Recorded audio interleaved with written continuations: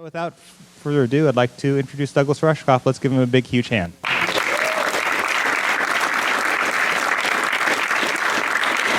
So this is all new material. They say never, if you're a stand-up comedian, never do all new material. You just throw in one new joke. Because it's all new material, and kind of assessing its relevance, right? So especially on the way here, I was thinking, is this relevant? Is this relevant?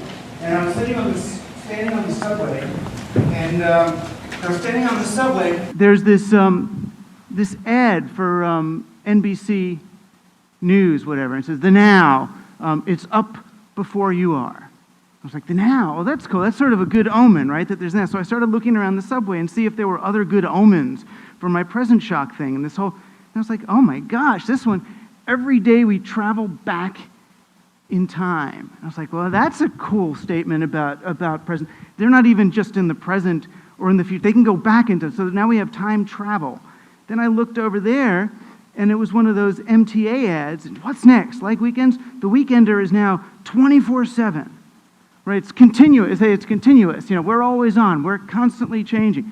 This is all in the same car. And then I looked around and thought, there's not going to be any more. But then there was. And there was even this one, "Life's too short for ramen." Life's too short for ramen, right? The food you love, whatever or whenever, wherever. So the wherever is cool, but it's the whenever, right? So there's 3, 4 things on there that it's like, okay, we're here in the now, which really isn't the now, but the now, this is before you're now. We're there. While you're here, we're doing. Before you're up, we're doing it. You know, everything is now. Everything is so real time, and I realize this is not just my perception, right? This is an advertised statement about where we are. Everybody is saying, all of these companies are saying, we are in the now. We can time travel. Life is too short. We can be always on. We are 24/7. We are continuous. We are here. We are pulsing in the moment. Right? Everybody is here now. And for me, there's 2 things going on here. One, yes, there's this now of our pings, the kind of simultaneous, always-on, real-time, pervasive universe of now that the internet brings to us. It's the now she was just talking about in the conversation, where content is no longer this thing that you bind in a book and put away. Content is this sort of live stream of stuff, and how you have to get your clients to think of content not as the stuff that you put up, but as something that's a kind of a steady state of change. You know, it's the way of looking at the content of media, say, less in terms of the subjects in our media than almost the standing wave that these subjects fill. Like when I look at an event like, whatever, say, you know, the Charlie Sheen virus that got all huge, right? I look and I said, that has nothing to do with Charlie Sheen. For me, what that has to do with is, well, we just had this whole big Iran-Iraq stuff and this revolution and Arab Spring. We were also serious in the media, and that kind of creates a cultural standing wave, this negative space for something just utterly stupid to go in there, right? But it's the standing wave that matters, not Charlie Sheen, right? None of these stories matter as content. So that's really, to me, that's what she's talking about in a presentist context, right? Is that content is just this stuff that flows through this other structure, right? And is that structure is this now that I'm talking about? It's certainly that matters to you guys as web people.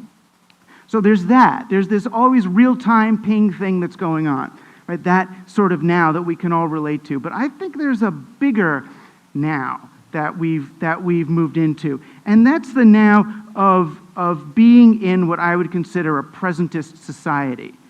You know, in the late 90s, it seemed that everything was about the future. Everyone was talking about futurism. There was the Global Business Network. There was Alvin Toffler and Future Shock. We were all kind of leaning forward toward the millennium. The .com thing happened, and all these companies, you know, remember those business plans that would always be like, well, you know, there's 300 million bicycle riders in America, and if each one of them spends $30 on bicycle parts, then bicycleparts.com should be able to make, remember those things? They were all these sort of future-leaning, leaning forward things towards the millennium. And we got this great this great sort of that, remember the long boom, and everything's just going to go over. We're going to go over the top. We're going to go over the lip of the strange attractor at the end of time.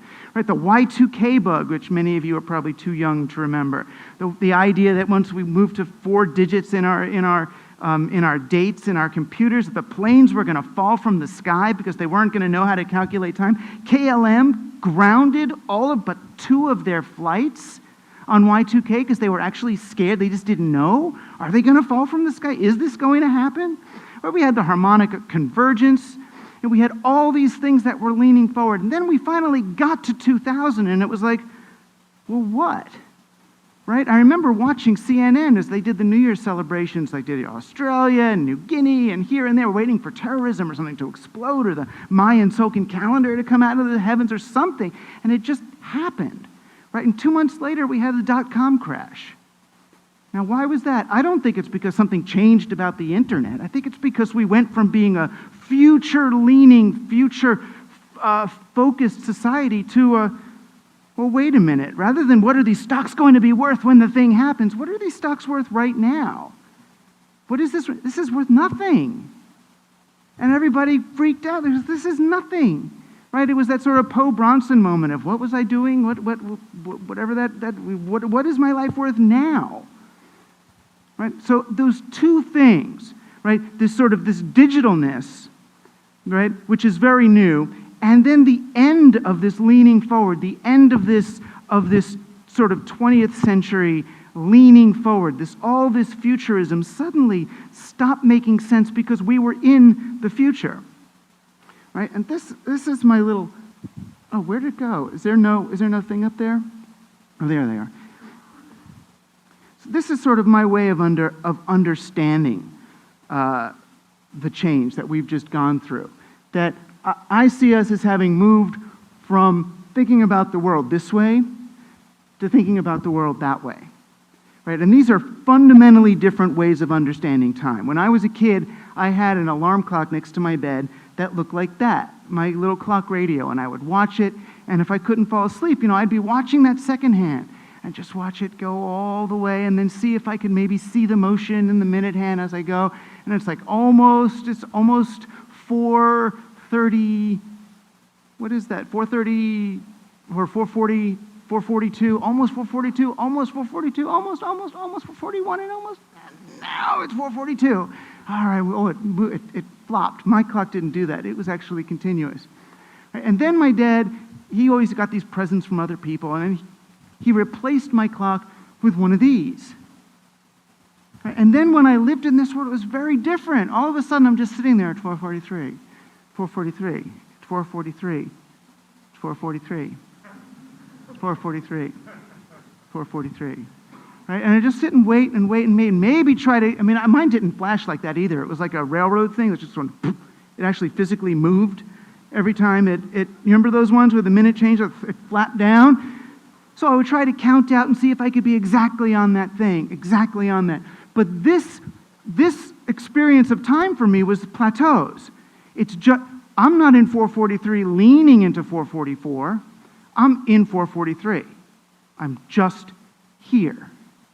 Right? And that's the difference between digital time and analog time. That's the difference between the digital age and the industrial age. That's the difference between, well, a whole lot of stuff, but presentism versus futurism, an ahistorical world versus a historical one. I was in Disney World just last week, and there was you know how they put those signs when you get on the line? It says 90 minutes, 90 minutes wait from here. I saw this little girl, it wasn't mine, but someone else's little girl looked at that sign, and then she said, "Daddy, how long is a minute?" And I was thinking, that's really interesting, because in this world, a minute is what? A minute is a 60th of an hour, which is a 24th of a day. A minute is this little portion of a day. In this world, what's a minute? In this world, a minute is an absolute segment of time. A minute is a duration, right? It's a duration floating in time, as opposed to here, where it's anchored in some real event, in something that actually happened. Right? The difference between this world and that one is every single moment in this world is another moment of choice. It's another place from which we can do this, we can do that. Here you're part of some story. You're part of something, oh, we're moving, we're going, we're on our process. Now we're in this minute. What are we going to do with this? What are we going to do with that? What are we going to do with this minute? Right? Every single pulse, every single minute is a potential interruption. It's another moment of choice. That's the way we experience time in an atemporal world. It's the beauty of choice of, say, Netflix, right? Netflix now, they have this House of Cards series, right? And rather than thinking we're not like TV, we're not bound to the clock, we're not bound to the schedule, right? So what we're going to do, we're going to throw up the whole thing, right? All 13 episodes on the same day and let people watch when they're going to watch it, right? This is the digital age. You should have choice of when you watch it, right? And that, on the one hand, is a beautiful thing, right? We can jam the whole thing into one weekend and do, binge watching. We can watch it slowly. We can wait till next year and hear what people have said about it and then go ahead and watch it. I can watch it once a week. Right, so I get all that choice as an individual. What do you lose when they throw it up there? Well, we lose the synchronicity of watching it when it comes out with other people. Right? There's no more,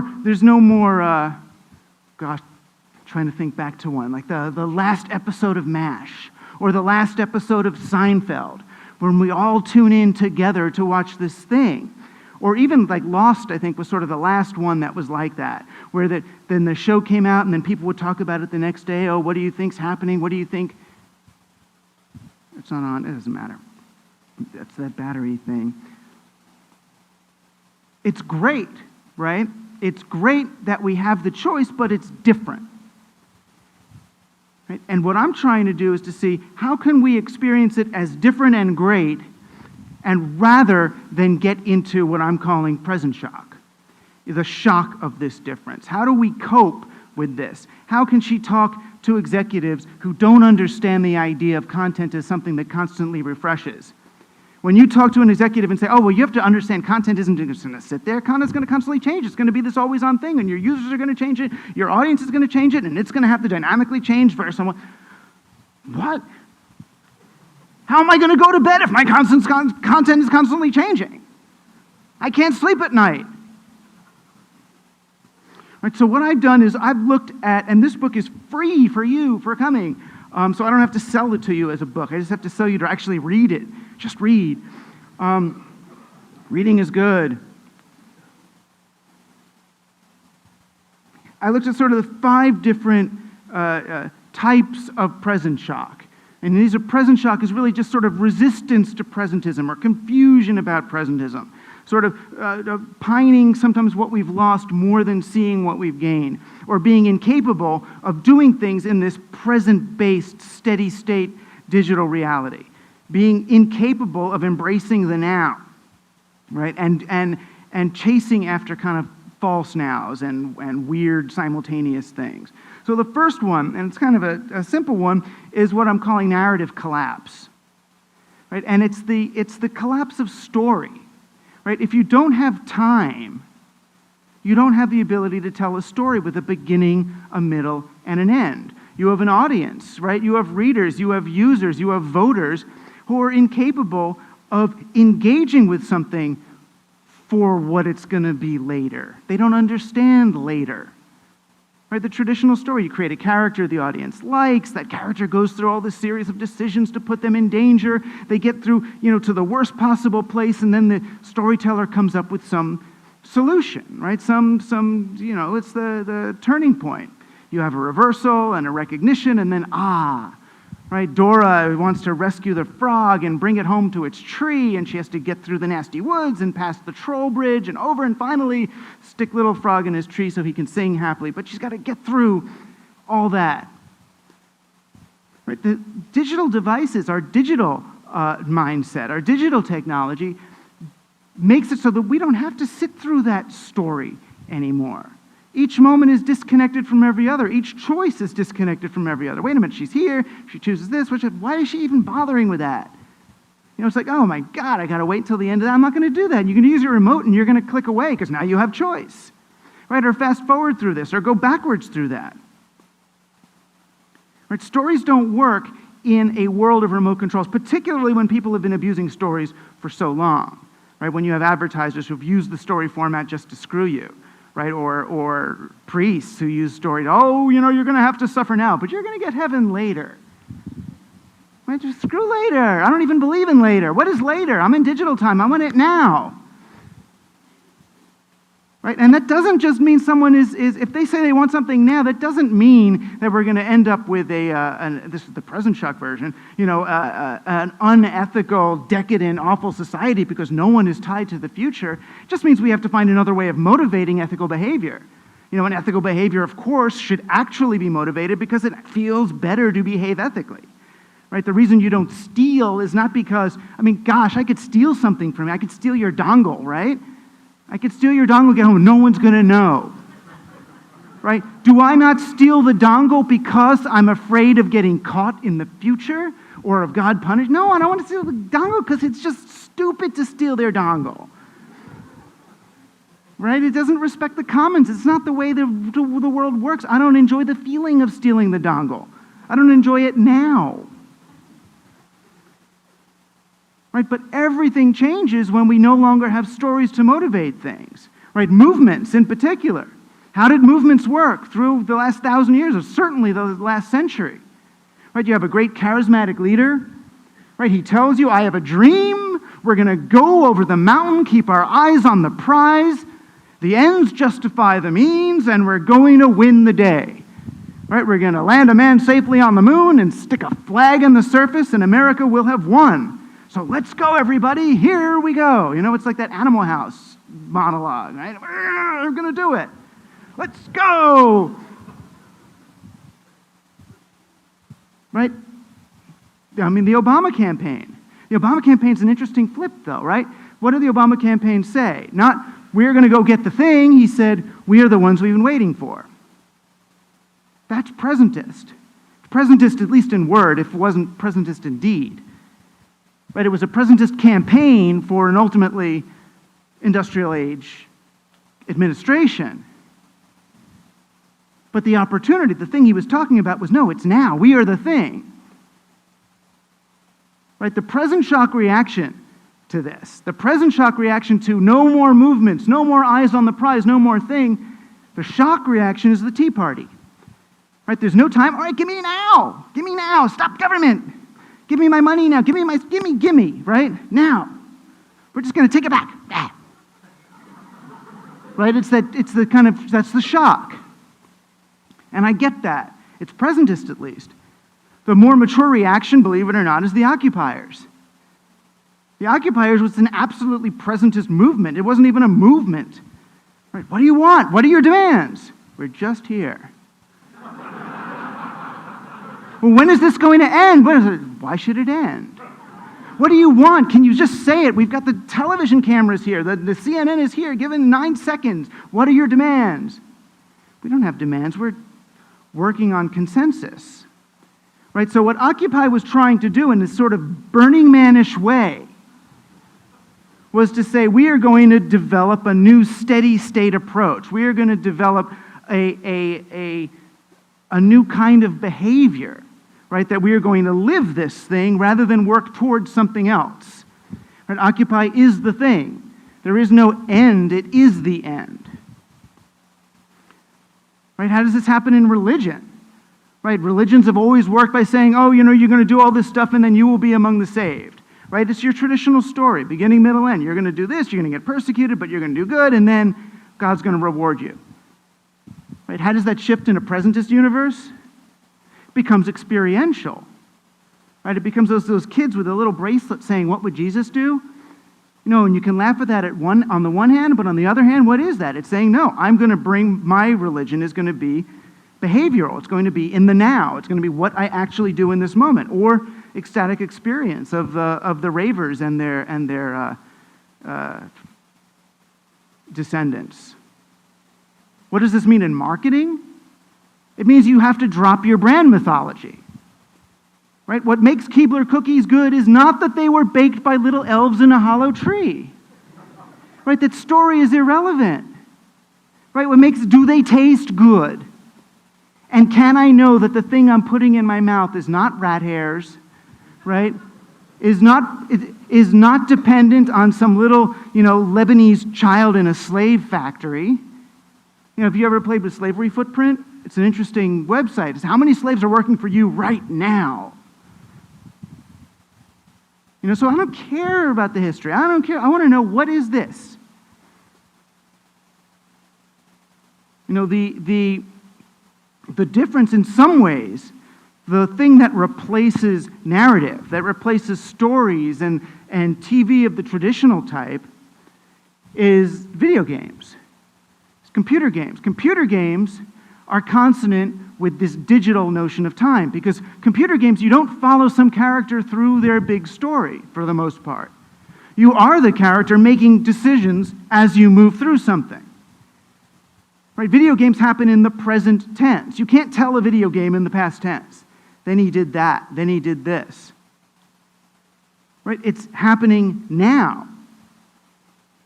And the difference in the way you approach a culture, if you're in a video game mindset, is less in terms of agonistic play, as they call it. You're not playing a game to see who wins the game, that it ends and there's a winner. No, you're playing the game to see how long you can play.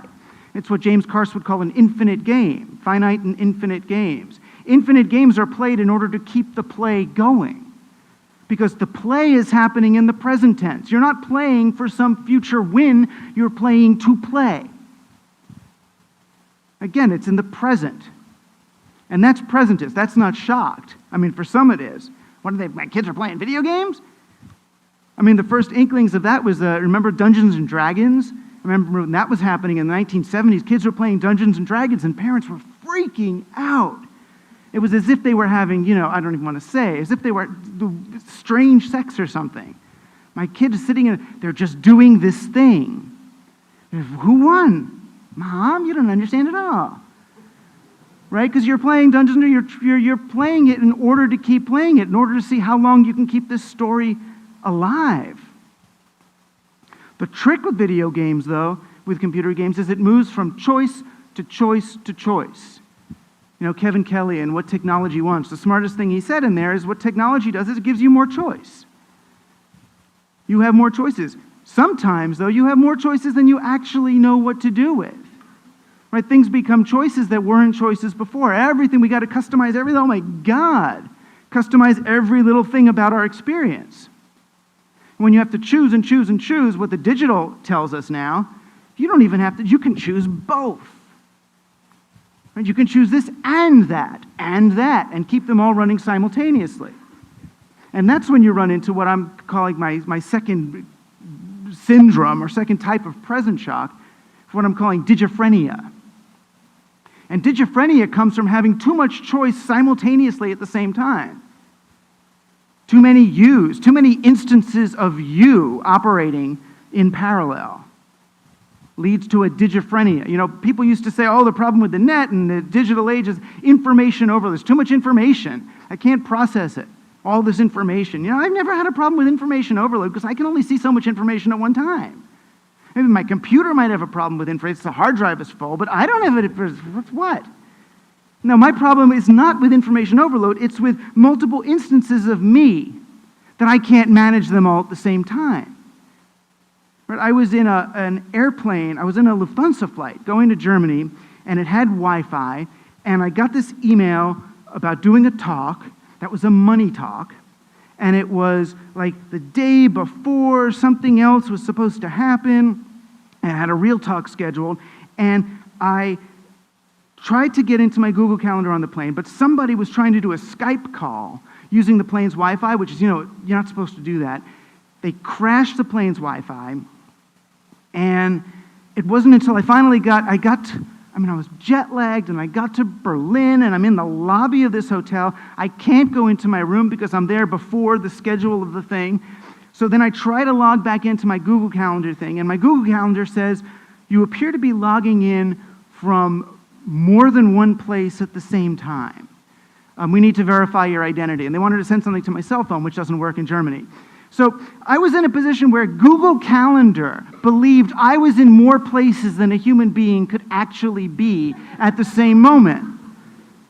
Right, so then I said, okay, sure, I can make this. I'm sure I can, because I thought the other thing was the next day, and I agreed to do something, and I actually scheduled myself to be in more than one place at the same time, and ended up in such trouble. It was not good. Right, but that's an artifact of a programmed life. That's an artifact of when we take ourselves, our human selves, and attempt to conform with digitality's ability to have multiple instances of something running at the same time. I mean, that's the beauty of digital, is you can have a zillion instances of the same song. It's infinitely copyable, but we are not. Right? We actually still, as humans, we exist in one place at a time. Right? But if we try to do this other thing, we end up kind of screwed. I mean, it's funny, when we got the clock, you know, the word punctual, I just found out the word punctual used to just mean a stickler for details. It wasn't until the Renaissance era when we put the clock up on the town square and then people could be said, you have to be at work at this time, at that time, that the word punctual meant being on time. You know, so in the industrial age, we did have time. You got to be here now. You got to get over here. You're going to work 9 to 5. We had that. But in a digital world, we end up programming our lives. Right? It's not just where we're going to be at a certain moment. It's how we're going to actually move through the whole thing. It's sort of like the difference between saying, okay, you're going to go to the museum from 2 to 3. So you can walk around the Met and see what you want from 2 o'clock to 3 o'clock. In a digital environment, it's more like going to Disney World at 2, you're going to get slapped into the cart and conveyed through an experience for an hour, right? You no longer even have that sort of agency of serendipity when you're going to move through something. And my issue, and I think our issue needs to be as we become increasingly willing to program more and more of our lives, to fill up our Google calendars with what it is we're going to be doing at any moment in some future or multiple things. I mean, you guys all have 2 lines on the same, don't you have 2 appointments over at the same time in your Google calendar that it's going to work itself out somehow later? You know that? We program all of it. We treat time as if it's generic. You know, when we have this clock here, wow, can't see it. When we have this clock here, instead of that one here, this time doesn't feel generic. This feels a little bit after 5, right? This feels a little something. We have a sense of that. This time is generic, right? This is what the Greeks would call chronos, right? Chronos is time of the clock, right? What time is it? It's 5:02, 5:03. And that's a certain kind of time, right? There's this other time that the Greeks talked about called kairos. And kairos meant timing, right? Readiness. It was a good timing. Like if you're going to ask me, what's the best time to tell Dad you crashed the car? 5:03. Or maybe 5:12. No, the best time is after he's had his drink, right? Before he's read the paper, whatever. Timing. It's a human thing, right? So as I started to research timing as a human artifact, as a human quality, I started to do all this research into biological clocks and how they work and how many we know about and how many we don't. Did you know scientists and medical professionals through the 1950s thought jet lag was like folklore? They didn't even think it was real. It was Major League Baseball managers who started to notice that their pitchers would do a whole lot worse if they did a trip from the West Coast to the East Coast than if they did a trip from the East Coast to the West Coast. No matter what time of day it was really screwy. And they're like, there must be something here. And they did all this research, and of course they found out there is jet lag. We have biological clocks, day and night, and it gets screwed up more going that way than that way because it's harder to go early than it is to go later. Well, there's other biological clocks. I mean, that's just one biological clock is defined by the sun, but there's tons and tons and tons of others. Right, to the point where you can make a garden that'll actually tell time because different flowers are going to open at different times of the day. There was a guy, I forgot, in Europe, in Scandinavia, that made this clock that you could tell the time over the course of the day by which section would be open and which sections would be closed. But what we're finding out now is that there's all these other rhythms that we ignore at our own peril. So one of them is the lunar cycle, right? Most women are in touch with a certain 28-day cycle that seems to affect their biology and even their mood, right? But over a course of 28 days, what we're finding is that different neurotransmitters tend to dominate our brains, right? In the first week of a new moon, your brain ends up dominated by acetylcholine. In the second week, it's dominated by serotonin. In the third week, it's dopamine. In the fourth week, it's norepinephrine. So if you know now that in the first week of a new moon, everybody's out there on acetylcholine, revving with acetylcholine, you're going, oh, this is a good time to introduce people, to make introductions, to do a little bit of socializing. People are friendly, they're kind of peppy. Oh, now people are going into their serotonin week. What do we do? Now they're going to work. They're going to come up with ideas. They're going to push through. They're going to, oh no, they're moving into their dopamine week. Dopamine, time for the party, office party, ski trip, shoot up a little, do whatever you do, right? This is when you're going to get in your Jack Black phase. You know, you're going to enjoy yourself.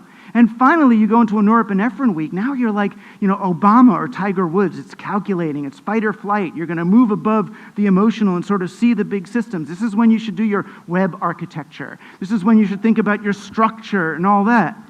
But if you know that, you can ride it, right, rather than fight against it. If you're just sitting up with 323, you're not aware of any of that. And that's just one of tons of these kinds of clocks that are actually working us. And we can work with them, or we can continue to fight against them. We can pretend they're not there.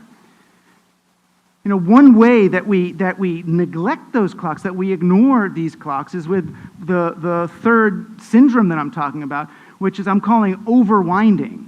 Right? Overwinding is what happens in a presentist world when we try to take the effects of long-term thinking or a long-term investment or long-term something and jam it all into one little moment. Right, I got the idea for this after reading Stuart Brand's The Clock of the Long Now, which is a great book, where what he wants us to do is to think about time in 10,000-year cycles rather than these sort of short, daily, short-term thinking. He wants us to have 10,000 years.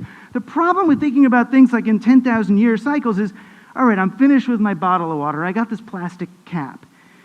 Is there a recycle bin around? It's like, all right, there's not. So now it's like, all right, so I'll just throw it. But if I'm going to throw this out and be aware of the 10,000-year cycle, it's like, oh gosh, this is 10,000 years I'm throwing into here, right? To me, that's not a long now. To me, that's sort of a short forever, right? It's in this moment now is I'm getting the weight of this entirety of this decision, and I can't think that way, right? The short forever is an easier example would be the Housewives of Orange County. Say, have you ever seen that show? The Housewives of Orange County is about middle-aged women with lots of plastic surgery who have misunderstandings, right? They have miscommunication. And I'm big into communication, so I'm like, why are these people so miscommunicating? The reason they're miscommunicating is because their faces have been paralyzed with surgery and Botox. So they'll say, oh, I'm sorry about, your daughter's divorce. But they're smiling while they're saying, I'm sorry about your daughter's divorce. And then the other one is like, oh, she didn't mean that.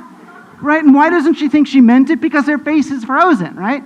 So these women, in trying to lock in one moment, right, compress the age 29 onto their faces, they end up making the real moment that they're in unavailable to them, right? So they've taken the false present shock, temporally compressed now that they think they got through all this choice of Botox and filler, and they've lost access to the real one, to what's actually happening in the moment. Right? Another one is algorithmic and ultra-fast trading. Right? It used to be, the way the stock market worked in my old day was you would buy a stock of a company that you thought was going to then do better over time. So you put the money in now, hoping that 5 or 10 years from now, you'd have more money. Right? Do you remember the day that Facebook had its IPO? People bought Facebook stock, and then they're like disappointed an hour later when it isn't worth more. They're not trying to invest in a company. They're trying to make money on the trade itself.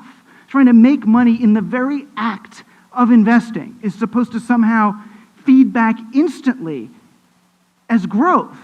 That just doesn't work. So if it doesn't work in stocks, so what do? So then we're going to take a derivative, just like you do in anything, right? Instead of distance, we're going to go to speed. Instead of speed, we're going to go to acceleration. Instead of acceleration, we're going to go to power. So they do, instead of a stock, we're going to do a derivative of the stock. So we're going to bet now on the speed at which the stock goes up or down, or we're going to bet on the volatility of the stock, or we're going to bet on the volatility of volatility, or the volatility of volatility of volatility, in order to somehow jam into this moment the equivalent of what used to be investing.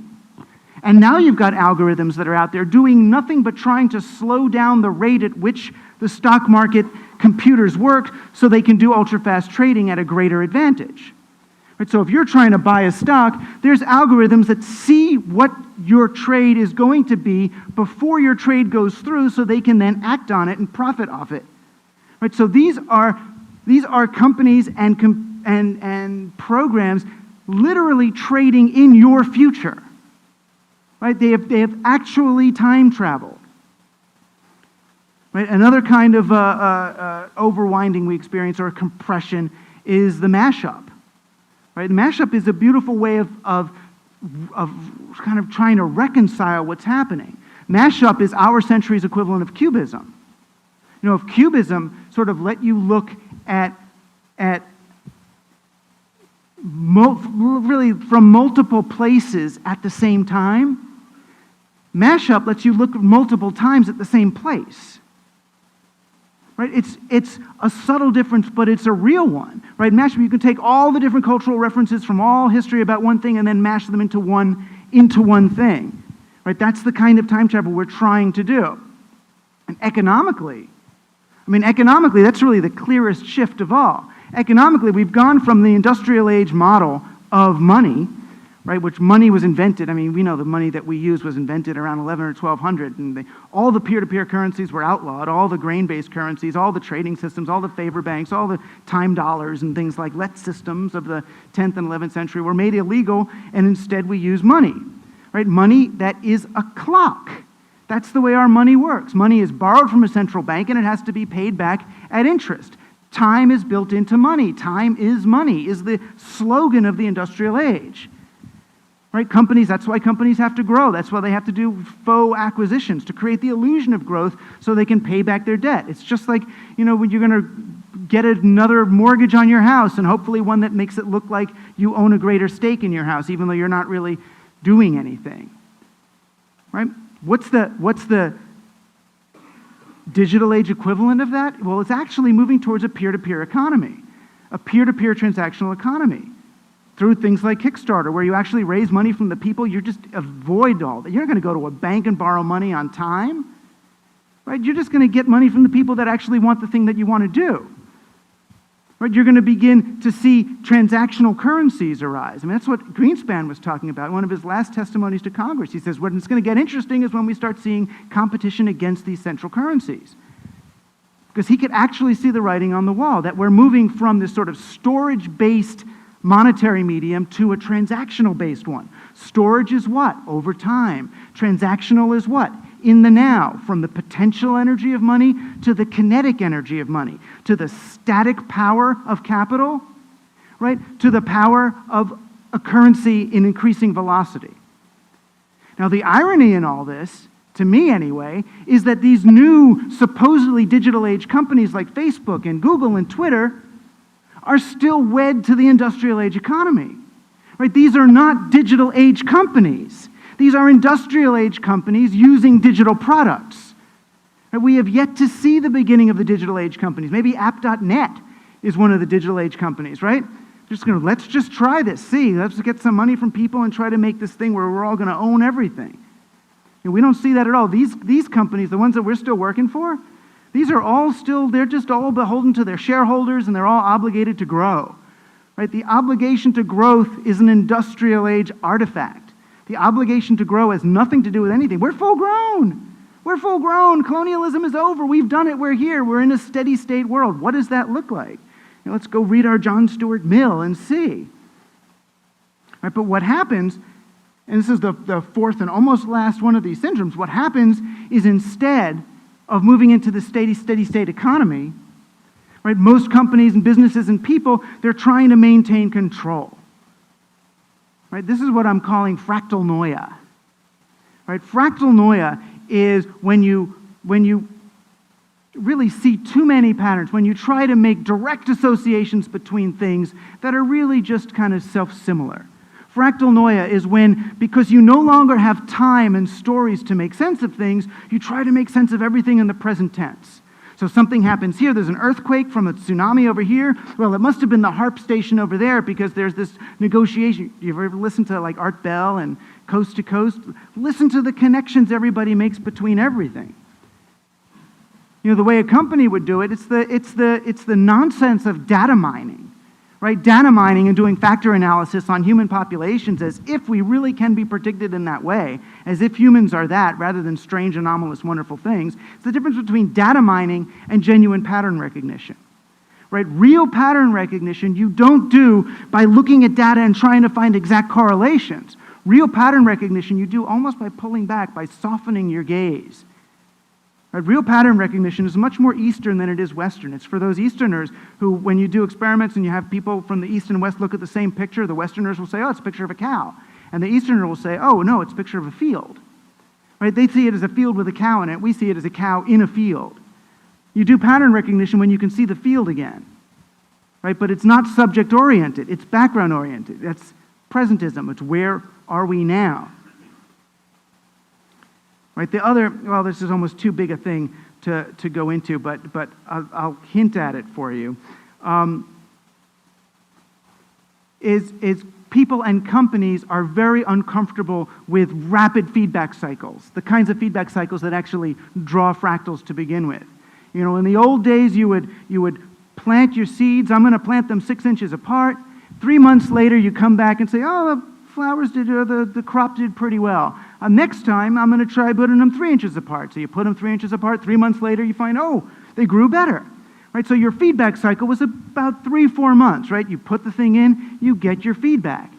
Now, what happens when you're living in a digital universe is your feedback is instantaneous, right? It's so instantaneous that did those tweets happen because of this thing we did, or did we do this thing because of those tweets that you don't even know anymore? Right? You're in this constant feedback cycle. When it's that fast of feedback, it's like taking a microphone and putting it next to the speaker. All you get is screech. Right? And how do you parse that screech? How do you slow it down enough to be able to see it? You know, being able to parse the cause and effects is irrelevant. Right? There are no more cause and effects because we're outside time. We didn't do this to lead to that. Instead, we're in this dance. We're surfing this thing. And that's a place that can put you into panic, or it's a place that can make you feel really good if you understand that we're living in a sustainable story rather than one that has to be won or lost. Right? Which brings me to the final syndrome and what I call apocalypto. Right? A lot of the people, and these are people like me, I mean my peers, my fellow whatever we are, digital thinker type people. Right? They get to that place of constant feedback and it's all going da-da-da-da-da-da-da. They can't leave it there. They can't accept that we're living in a world that's in the present tense, where everything's steady state, where everything's happening, where we've moved from the hard drive into RAM and this is where we live. Instead, they say, we're going to be here until the singularity happens. We're going to be here until we flip over the lip of the chaos attractor at the end of time and move through into another reality. We're going to be here until until that. Now, why are they doing it? Oh, emergence is going to come. We're going to go into a new state of complexity and blah, blah, blah, blah. Why are they doing that? They're doing that because they're still stuck in the industrial age, story-based Christian narrative, whatever it is, of something's going to happen. Right? And then they write these great books, right? Oh, reality is just information's quest to achieve greater states of complexity. And human beings are one great chapter along that journey of information into the ionosphere of singular complexity. And that's BS. That has the medium and the message reversed. Right? We are actually present. We are here. Ray Kurzweil cannot take human consciousness and put it on a silicon chip. Right? The more we understand about humans and even the genome, the less we understand about how it actually works. We decide it's DNA one day, then we find out, it's actually the protein soup that the DNA's in. We decide consciousness is a stream. Oh, no, consciousness is a pulse. Oh, no, consciousness is this. So I don't care what you're going to put on the web. right? That's not going to be us, right? We're strange and quirky. Most of us don't even know that we have a 28-day cycle of 4 different weeks. So how can you upload? Which you're going to put? You're going to put up the acetylcholine me or the norepinephrine me? Or the dopamine me? Right? They don't get it. They really don't get it. And God bless them, right? But we're all in that place, right? It's easier for us to imagine the zombie apocalypse than for us to imagine another week or two of living like this in the present tense. And the zombie apocalypse looks like a relief, right? I'm just going to sit up on a mountaintop, get a big gun, and shoot off the things. They move slow. At least I won't have to answer my fucking email anymore, right? So I understand that. I have a bit of present shock in me myself, right? But it's fun stuff to look at. And I think accepting that we've moved into a presentist reality, accepting that it's no more about leaning into the future, can actually reorient us.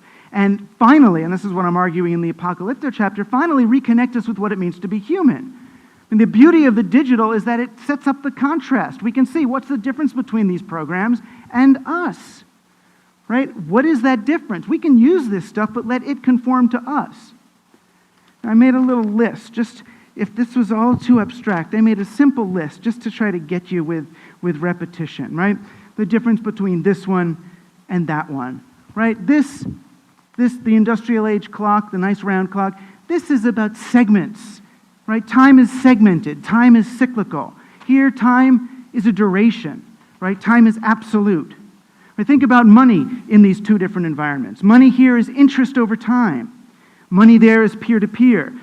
Investment here is something you invest in for the future. Here, you trade. Here you have stocks. Here you have algorithms. In art, here you have cubism, right? Multiple places in one time. Here you have mashup, multiple times in one place. In politics, here you have movements. There you have Occupy. In music, right? Here you have albums. Here you have iTunes or Spotify. Right? In entertainment, these are stories and books and movies. These are video games and religion.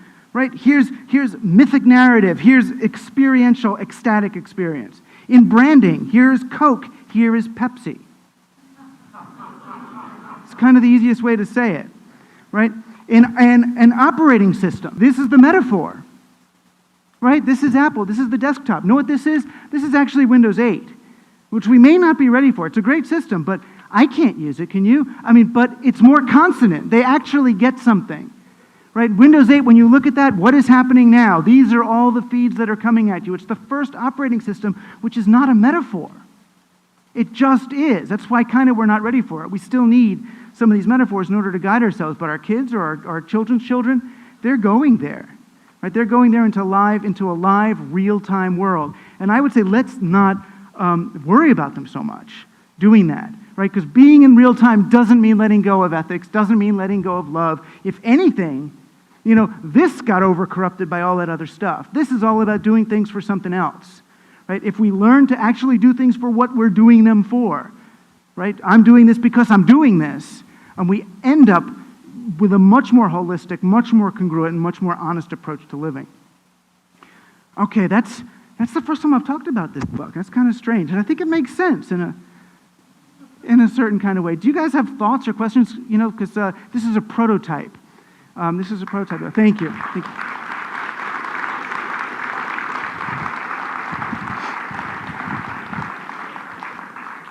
Do we have time to talk a little bit? What's our deal? I'm going to be signing books up here, which are free. Once again, free.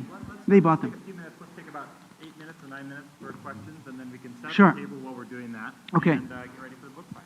Do you have thoughts about this, or I can apply it to your business strategies? She's just waving that she can help. Or do you have a question? Okay. Yeah, it's interesting.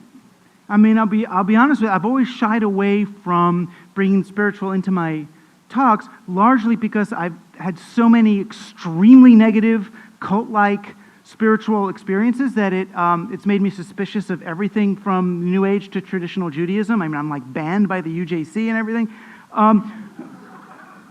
So I've gotten it from all sides. On the other hand, I take that to heart, and I feel like this is an opportunity to kind of disengage spirituality from all of these institutions and mythologies that have sucked it into corrupt, sexist, evil bloodshed. And if people actually saw it as spirituality as something that's actually happening in the moment, every moment, then how can they push you off center? I mean, you know what I mean? It's like, yeah. In the same way, it's about then how do we do politics and activism without parties? How do we do, all these things? How do we maintain it? It's like, how do you maintain education in a MOOC-like atmosphere? Okay, so it's all a la carte. Everybody can have every little course they want every time. Well, how do they get tradition? How do they find out the disciplines? How do you develop that? Yeah. Economy becoming obsolete? The economy is obsolete, right? We are running a digital economy on a 13th century monetary operating system. Right? It's not even, it's a printing press era operating system that managed to survive the electric age, right? But will be done in, right? We've seen that the infinite recursive loop began the moment that this derivatives exchange bought the New York Stock Exchange. It happened, I think, a month or two ago. The derivative exchange bought the stock exchange. What does that mean? The derivative of the derivative exchange is going to buy the derivative exchange, and so on and so on and so on. It's the infinite recursive loop has begun, and it will float off into irrelevance, right? And it has to. The other reason it will is because money's gotten too expensive, right? People understand now that when Obama says, oh, the way I'm going to save the economy in Lansing, Michigan, is I'm going to give money to a bank so they loan money to GM, so GM puts up a plant so they can build cars that you only need because this company lobbied to make your workplace so far from where you live that you need a car to get there. It's like, something's wrong with this picture, right? And people get that now. They understand that if they have skills and these people have needs, that we have the basis of an economy, and we don't actually need this interloper in order to this Walmart thing to land here and suck all the value out of our what we do. Some people get it; other people are getting poor. Yeah, but when the majority of people get it, it's unfortunately it's not that we don't move. We don't move to new things generally because, we get that there's a better way. We move to new things because the way that we've been trying to do really, really stops working. And my faith is that we would move towards barter exchanges and time dollars before we would move to Mad Max. And I think we would, but that's where it would come. We're looking at something now I'm not talking about the next 10 years. We are at the brink of something that this last one was basically, depending on how you look at it, it was at least 1,000 years old, right? It might have been, you could call it 2,000 or 3,000 years old if you started with the invention of text, which is what invented history, right? With the invention of text, we got accountability. With the invention of text, we got contracts. I will say now what's going to happen later. We got a contract with God. We got a history as a people. We had a future with a Messiah and a past with creation. That's sort of when this started. The printing press era and the invention of the clock really solidified it and led to the industrial age. But in some ways, you could say this one goes back. The change that we're experiencing now is as big as the change in the axial age, the big as the shift to farming and text. So it's going to take a while to play out. It's the two paths that I'm interested in. One is the My Life Bits path, which is like the Facebook path. The My Life Bits and Gordon Bell, it's like, I'm going to document every single thing that I've ever done forever, right? Everything. So you end up with this long line of every letter, every poop, everything. It's like, it's like this timeline of you. Versus, say, what Jerry Mikowski tries to do with the brain software. So every time he meets someone or hears something, he puts it in this sort of web of connections. So for Mikowski, he's getting a record, but his record is fluid. Every dimension from every place from which he looks at it, it renders a different thing. It's a malleable, liquid history versus locking down your history as some kind of an archive. So I think the future of social media will be less towards the tweakification of my profile to the world and more about the ability to recall and refresh my series of associations, over time. So I think there's a future for it. It's just not this, and it's got to be. We've got to own our own data. As people start to see, what the real driving engine of a Facebook is, they will eventually have to leave it. But it's a different world. The world that I grew up in was one where you'd go to like Spencer Gifts in the mall, you'd buy some posters, and you'd stick it up on the walls of your bedroom, right? And you would look at it and sort of reflect, do I still like NSYNC, or do I like Farrah, whatever it is, whatever, that is my era, right? Whatever things you have on the wall, maybe you'd bring a friend in and they'd look and they go, oh, you shouldn't have that poster, that's not cool anymore, right? But now your poster is your wall. You don't buy your posters, it's not reflecting in, it's reflecting out. So it's this constantly broadcast, publicized, disseminated sense of self, which is, I don't think will last. I don't think that will, because it's ultimately, it's very hard to create an identity in absolute public all the time. As broadcast, as performance. Yeah.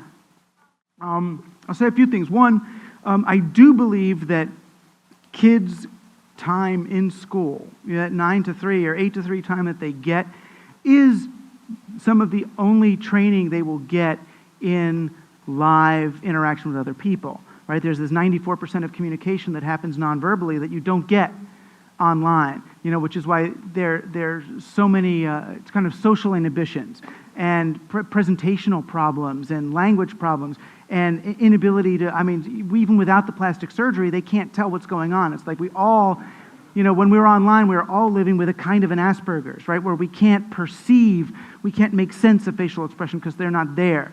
So I'm the last one to say, put their face in their iPad, unless they were going to have their face in the book already, or unless they're going to take the test already, unless that's where their textbook was. That's fine, but not as a replacement for communication. I think the object of the game should always be helping students think critically about every environment in which they're learning, about every interface they're using. So if you're going to be not using books, but using all these other things, then they have to know something about how they're programmed, something about how they're put together. They have to understand, okay, now I'm using Blackboard. How does Blackboard make me feel? What does Blackboard do? Where does Blackboard limit my behavior? Why is it limiting my behavior? Why are they trying to make their money? Who made this? What do they want from me? And that's real. It's very easy for us to accept, particularly if we're kids who grew up with these technologies, we accept them at face value. Right? We see them as pre-existing conditions of the universe, and we don't question who made them, why did they make them, and what do they want from me, right? Because it's just there. Like I look at the streets of New York, I just thought they were streets. That's city. That's not just city, that's a grid pattern that was designed by certain people to promote certain kinds of behaviors, to promote the growth of money, and blah, blah, blah. There's an agenda embedded in the program of the city, just as there's an agenda programmed into those things. So I'm a big advocate. I work at Codecademy. I'm all for telling people got to learn to code. That if you're not programming, you're being programmed. So I think kids by 4th grade, as soon as they learn their first long division algorithm, they should learn how to offload that algorithm to a machine. Just take 2 weeks to teach them in BASIC even. I don't care. Do it in Scratch if you can do long division. Do it in Minecraft, wherever. And teach them, see those machines are really good at algorithms. That's what they do. That's how they work. You teach them they're really stupid people. They're really stupid objects that can do stuff if you teach them really carefully. So once that's done, the other big change is that the teacher is no longer the provider of information, which is what the teacher used to be. The teacher learned a lot of stuff and then fed that stuff to kids. Now kids have access to more information than any one of us can hold. So in some sense, that frees us up from having to know everything. And instead, what are we? Instead, we're on the one hand, we're their access to legacy, right? To what's the story, in a sense, of how this got here. But more importantly, we can help them connect information and evaluate information in ways that they can't. So we need to actually model a process. We need to model for them how is information connected? How do you connect this point to that point to that point to that point in order to get a picture of what's happening? It's a different role. It's a partner in knowledge acquisition, and in pattern recognition is really the biggie now. How do you begin? Okay, you've seen 3 of those now. What's the pattern? What are you actually getting from this? And that's it's a steady state, real-time way of educating. Yeah. Yeah. I mean, yes and no. Yes and no. Bitcoin is a digital way of doing a scarcity-based central currency. Do you know what I mean? Bitcoin it's a step in a certain direction, in that it has anonymity and that there's a bunch of stuff, but it's not a reconception of currency. It's just a digital version of an artificially scarce 13th century currency model. The artificial scarcity of currency is not necessary for currency to have value. The artificial scarcity of currency was only implemented in order for people who had money and exclusive province over lending it to be able to make money by having money. Because if people kept just bringing their grain in from the fields and getting grain receipts and they were able to trade with that, how could we control their transactions? We can't. So we have to outlaw all those other kinds of money and have this one scarce thing. Because without scarcity, it has no value because it's not based in anything. Right, so it was a very clever way for colonial empires to expand and to turn people who were a rising bourgeois middle class back into employees, back into investors, back into controllable people who can't transact and create and exchange value on their own, but it's not genuinely consonant with a digital economy. Value can come from in a decentralized way. Value comes from the periphery, and we can trade ourselves. Etsy, is a much more innovative stab in some ways at currency even than Bitcoin is. And when Etsy starts using non-traditional currencies, then it's when you start to watch out. But people won't value them until they can't get the real stuff, right? Until they can't get the cash. Then they're going to go, well, we need another way. Yeah. I don't generally apply an evolutionary model to culture because I feel like they're sort of operating on quantum different levels.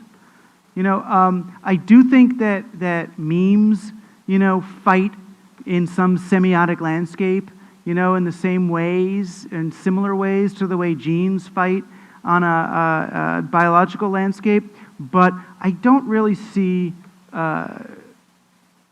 cultural evolution so much as, I don't know, it's just not the way I see things changing. I don't even really know if I believe in paradigm shifts as such, unless you look at them centuries later. But I do think that there's a living relationship between human beings and the technologies they use. So I wouldn't say that text caused the Bible and monotheism, but I would say they were very consonant and informed each other as they went. And there are these moments in history when a new medium or new technology ends up being really consonant with a deeper cultural sort of drive towards something different or better. And we're at one of those lucky moments. I think sometimes the new technology or new thing can come along when we don't have that hunger and it doesn't really do anything. It's like, oh, we got space travel and that stuff, but we didn't decide to go colonize Mars or anything. It was like, oh, that was cool, and we just stopped. So I think it goes back and forth. As for Buddhism, I mean, yes and no. I mean, I see, the problem is, I don't want to get into this, like, The Power of Now. What was that book by, that whole thing. I don't know. It just starts to get so estified for me. Or like The Secret or something. My ability to experience life transforms with my ability to see it in this other way, and it just goes nutsy on me. And I feel like, I don't know, I feel like Buddhism and all, that's so personal on a certain level. For me, the image of Buddhism is Bodhisattva sitting under a tree by himself.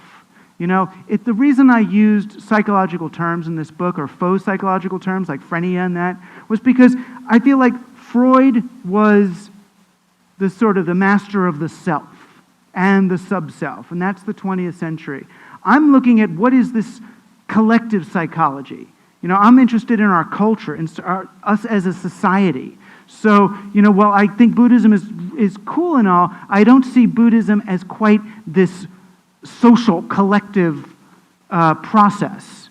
It's something that individuals have to do. And I just don't mess with individuals because, everybody's got their own thing going on. So I try not to get into the individual head, Yeah, in the back.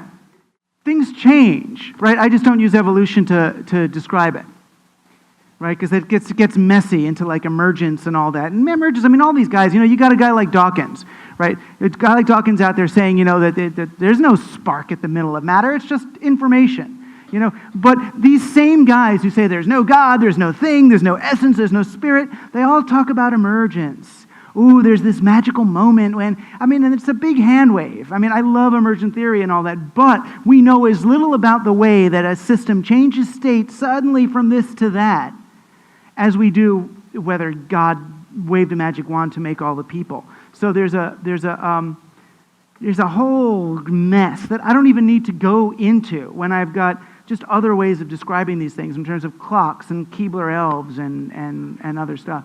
Yeah, in the very back. Oh, I think it happened. I'm kind of like a Jehovah's Witness in that respect. You know how they said the apocalypse and the Armageddon? It already happened. We're just sort of finding out about it.